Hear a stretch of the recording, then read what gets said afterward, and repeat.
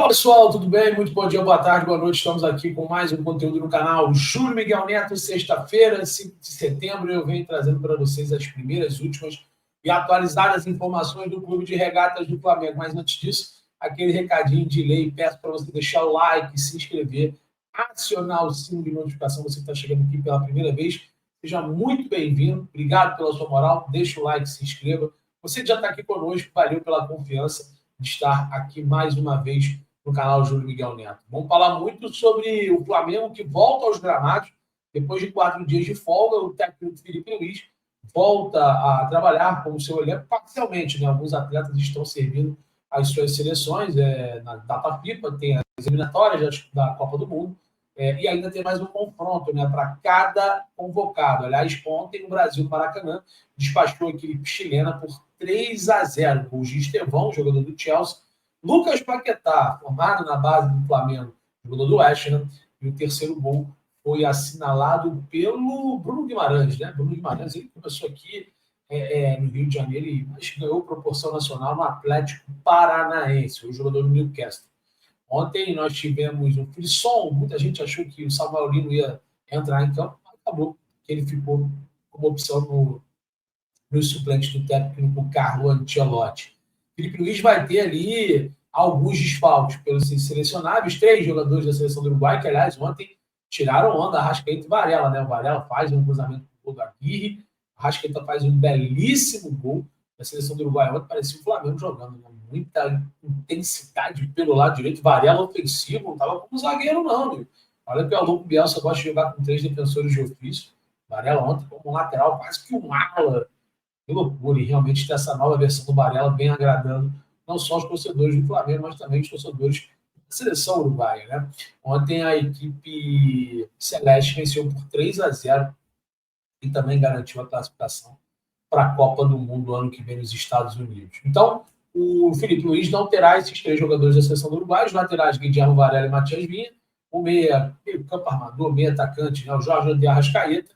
E também o Flamengo não vai contar, além do Eric Pulgar com a lesão no metatarso já há muito tempo, o Alexandre se recupera de uma lesão muscular, o Flamengo não vai ter o Gonzalo Plata, que defende a seleção equatoriana, o colombiano Jorge Carrascal e o brasileiro Samuel Lino, né, o Samuel Lino, que vai, assim como todo o elenco da seleção brasileira, a Bolívia, enfrentar a equipe local. Tá bom? Então, o Flamengo volta aos gramados depois de 4 dias, sem essas peças, no caso, em loco, né? Porque o Alexandre está lá, vai se recuperando, cada um dentro do seu cronograma físico e também de treinamentos, né? Assim como o Pulgar. Mas não vai ter condições de jogar domingo contra o Juventude, lá no Alfredo Jaconi, pelo menos o Pulgar. O Alexandre, o Flamengo trabalha para recuperar o atleta. 4 dias de folga, deve ter colocado as energias em dia, né? E espero que todo mundo tenha se recuperado, descansado. O próprio José Boto estava na Europa, né? Estava em Portugal. A gente não sabe se volta hoje ou amanhã, mas o certo é que o Flamengo, Felipinho, está no gramado, está treinando, vai precisar muito tempo parado, o torcedor fica com saudade, né? Ontem o jogo no Maracanã deu para matar aquela ansiedade inicial. Vamos falar sobre o mercado da bola, né? Que ainda não fechou em alguns países, mas na verdade é para falar sobre manutenção no Flamengo. Ah, Julião, como assim? Vou explicar para vocês. A equipe rubro-negra, ontem eu conversei com o staff do atleta Cebolinha, Everton Cebolinha, mais precisamente o seu empresário Márcio Cruz, que confidenciou para a gente que o jogador é avaliado, segundo o empresário, um jogador muito importante no elenco. O Flamengo recebeu algumas sondagens para negociar o atleta e, a pedido do Felipe Luiz e o departamento de futebol, o Cebolinha não foi negociado nesta janela. E uma informação importante, o próprio Transfermarkt diz que muitos amigos da imprensa replicam que o contrato dele vai até junho de 2026. Não é uma verdade. A gente procurando saber e conversando com o staff do atleta, mais precisamente com o seu empresário, como já falei, confirmou para a gente e provou que o contrato do Cebolinha vai até dezembro de 2026. Ou seja, qualquer negociação para uma rescisão amigável, já que ele poderia, teoricamente, assinar o pré-contrato, se o contrato dele fosse até junho de 26, em janeiro, cai por terra. O contrato de Everton Cebolinha vai até dezembro de 2026. Nessa janela, o Flamengo brecou sua saída. Aliás, também que um pacto com o José Boto fez, né? Não liberar jogadores importantes, segundo ele avalia, no seu atual elenco e plantel. E o Cebolinha até jogou bem contra o Atlético Mineiro lá na Copa do Brasil, fez o gol da vitória, o Flamengo foi eliminado nas oitavas de finais nos pênaltis, mas o Cebolinha jogou bem, fez o gol e esperava ter mais minutos, o que não está acontecendo tanto. Deve acontecer agora, né? Porque o BH foi condenado, na minha opinião, punição muito branda, muito, vamos dizer assim, ferimentos leves, né? Foram 12 partidas, 60 mil reais a menos como multa. O jogador vai desfalcar o Flamengo inicialmente no âmbito nacional, né? Como é o STJD que julgou as competições que ele não vai disputar, é a Copa do Brasil e o Campeonato Brasileiro, até completar 12 jogos. Como o Flamengo está eliminado na Copa do Brasil, a tendência é que as partidas sejam, obviamente, perdidas no Campeonato Brasileiro. O Bruno Henrique é o segundo atacante, vem jogando às vezes como falso 9 com o Pedro, no lugar do Pedro, perdão, e também atua ali, às vezes, pelo lado esquerdo. Não, como extremo, tem atuado pouco, mas abre-se mais uma possibilidade para o Cebolinha. Hoje, o titular absoluto, que inclusive está na seleção, é o Samuel Lino. Mas a informação que a gente tem é que o Felipe Luiz brecou a saída, um empréstimo, uma venda do atacante número 11, com a camisa do Flamengo, Cebolinha, e ele permanece no elenco, né? De fato, conversamos se o clube procurou para tentar uma renovação contratual, pleitear uma renovação, o que foi confirmado que não. O Flamengo não procurou o Everton Cebolinha para renovar o seu vínculo, mas também não quis se desfazer do jogador e nem negociá-lo por avaliar como um jogador importante. Mas eu quero a sua opinião. O que você acha? Cebolinha é ou não é importante? Ele pode ou não pode ser importante? Faz bem o Felipe Luiz em segurar o jogador? Samuel Lino está sendo convocado, é um jogador que é titular absoluto. O Cebolinha seria a melhor opção no lugar do Samuel. O Bruno Henrique está suspenso, não vai jogar. Michel voltou a ficar no banco agora. De fato, o Cebolinha é o reserva imediato do Samuel Lino. Quero a tua opinião. O que você acha sobre essa atitude, informação exclusiva aqui, principalmente sobre o contrato do atleta que tem vínculo em até dezembro de 26 e não meio de 26. Isso a gente teve acesso, inclusive, a documentos que comprovam o que, de fato, o status do jogador, empresário do jogador, tem falado e passado para a gente. Bom, então é isso. E o Felipe Luiz parece ter um favorito, né, para substituir o BH quando o Pedro não estiver disponível. Como assim, Julião? Vamos bater na madeira. O Pedro se lesionou, se machucou. O Pedro teve uma partida que tomou o terceiro cartão amarelo, está suspenso. Quem joga? O BH é um cara muito experiente. Geralmente, ele tem sido o substituto do Pedro, e quando o BH joga titular, o substituto do BH é o Pedro, dependendo da situação, da competição, da necessidade do clube e do adversário que a equipe enfrenta. A informação que a gente tem é que o Juninho, independentemente dessa questão, ele pode até figurar no banco, mas está no final da fila.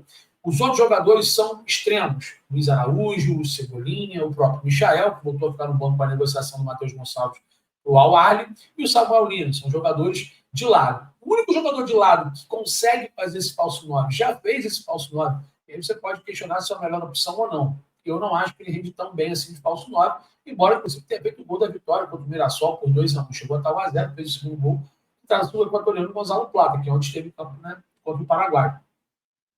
A questão é a seguinte, a informação que a gente tem é que, com essa situação do Bruno Henrique, que já joga de falso 9 improvisado, ele não é um centroavante, o Gonzalo Plata seria esse atleta que, caso o Pedro não pudesse atuar, faria essa função. Inclusive, ele fez essa função na derrota do Flamengo na eliminação nas oitavas de finais do Mundial de Clubes contra o Bayern de Munique na derrota 4-2. A escalação inicial do meio para frente foi Pulgar, Jorginho, Gerson, Luiz Araújo na esquerda, com Arrascaeta e Gonzalo Plata, né? O Gerson ocupou o lado direito. O Flamengo ainda não tinha contratado o Samuel Lino, o Saúl, e o Pedro ainda estava voltando daquela lesão, estava muito mal.